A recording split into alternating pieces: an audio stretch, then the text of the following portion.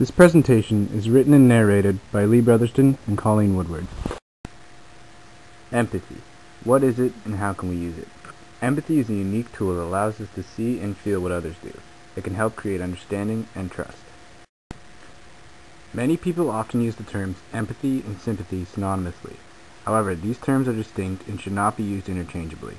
On the following slides, I'll define the two terms. Empathy can be defined as the ability to project oneself into another's point of view. Think of the phrase to put yourself in someone else's shoes. Sympathy, on the other hand, is simply the ability to have compassion for another person. I'll use an example to give a better understanding of the differences. Imagine a person who gambles away all their money. You can empathize with the person by analyzing their situation and try to figure out the reasoning. However, you might not sympathize with them because their loss was entirely their own fault. Alternatively, you can sympathize with someone without feeling empathy towards them, or you can do both. If someone loses a loved one, you feel sympathy towards them. If you yourself have lost a loved one in the past, you can also empathize with them because you're able to put yourself into their shoes. Now we'll discuss why empathy is so important. The ability to empathize is likely innate to some degree. However, it's also a skill that can be practiced and improved upon. Arguably, the best communicators in the world have a firm grasp on empathy. By empathizing with the audience, they gain trust and understanding.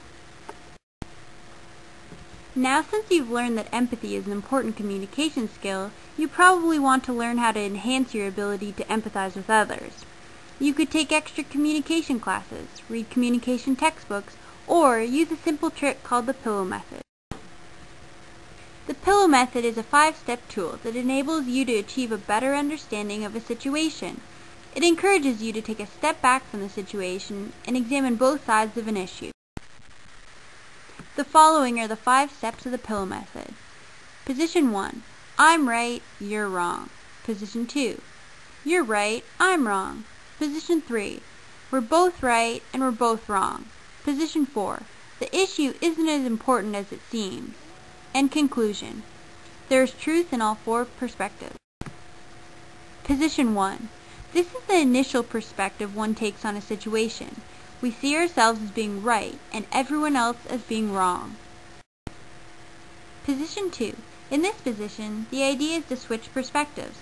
Pretend for a minute that you're in fact wrong and the other person is right.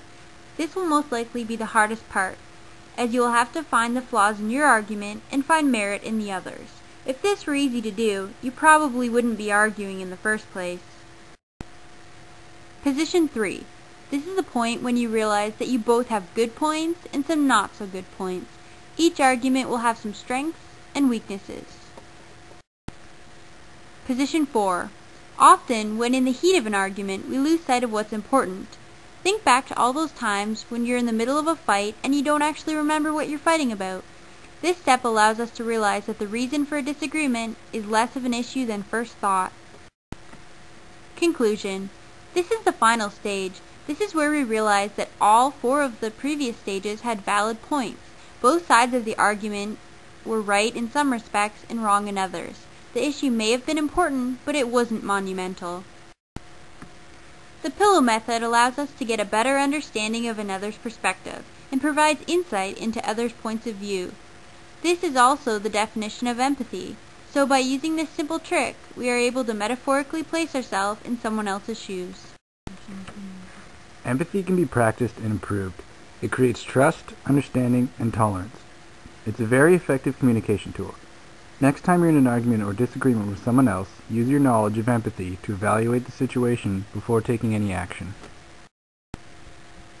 Thank you for watching our presentation.